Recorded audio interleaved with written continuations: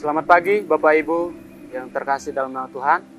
Mari kita mengawali pagi ini dengan membaca renungan kita yang disampaikan oleh Pak Pendeta Daniel Suyarno MTH.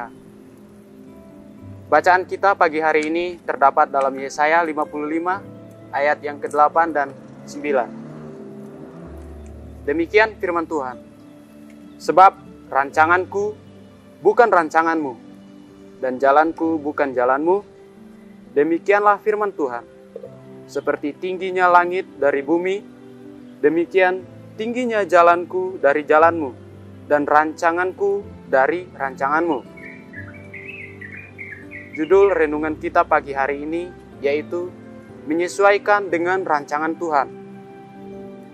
Nah, banyak orang bicara tentang Tuhan, tetapi apakah yang bicara banyak tentang Tuhan juga memiliki bicara banyak dengan Tuhan? Kalimat tersebut memberikan gambaran dan situasi akhir-akhir ini bahwa begitu banyak orang yang bicara tentang Tuhan seolah-olah benar-benar tahu tentang pribadi Tuhan dan tentang jalan-jalannya. Yesaya 55 ayat yang ke-9 dan 8 ini menunjukkan betapa besarnya kasih Tuhan. Kita tidak mampu menyelami dengan kemampuan kita yang terbatas. Kita boleh hebat dengan menciptakan teknologi dan terus berkembang maju dari segala bidang. Tetapi tetap saja, kita tidak akan pernah untuk mencapai tingkat seperti Tuhan. Kita tahu bahwa Tuhan selalu rindu untuk memberkati dan menolong kita anak-anaknya.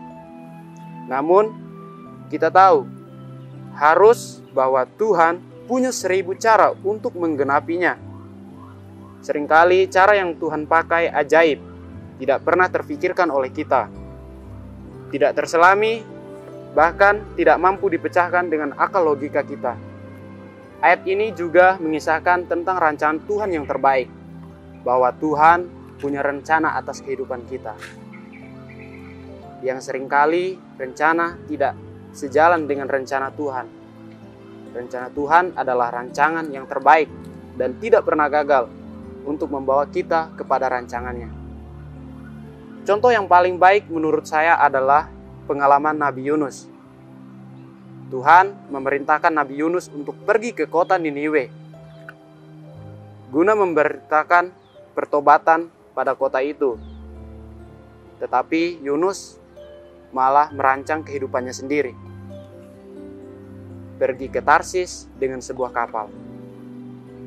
Yang terjadi kemudian ombak badai menerjang kapal yang ditumpangi Yunus. Mereka berteriak pada masing-masing tuhannya sambil membuang muatan kapal untuk meringankan beban. Sampai melakukan undi untuk mencari jawaban atas bencana tersebut. Dan pada akhirnya Yunus dilempar di laut, dimakan ikan besar. Setelah 3 hari di perut ikan, dimuntahkan di daratan Niniwe. Untuk mengerti rancangan Tuhan, sebaiknya jangan bicara banyak tentang Tuhan, tetapi bicara banyak dengan Tuhan itu lebih baik. Refleksi kita pagi ini adalah sejauh mana kita intim dengan Tuhan, sehingga mengerti rancangannya dalam kehidupan kita masing-masing. Mari untuk mengawali pagi ini kita berdoa.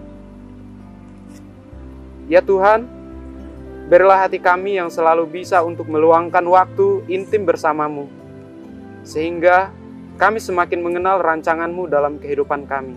Amin.